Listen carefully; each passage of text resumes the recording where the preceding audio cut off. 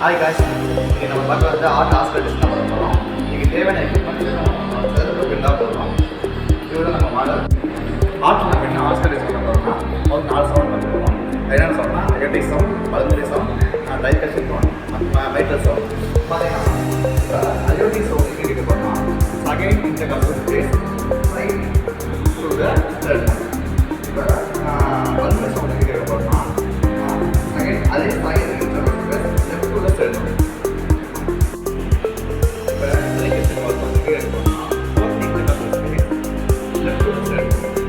இப்போ mitral sound எங்கே இருக்க போகிறோம்னா இந்த கன்சல் ஸ்பேஸ் வித் பேரலல் லைட் ஓகேவா.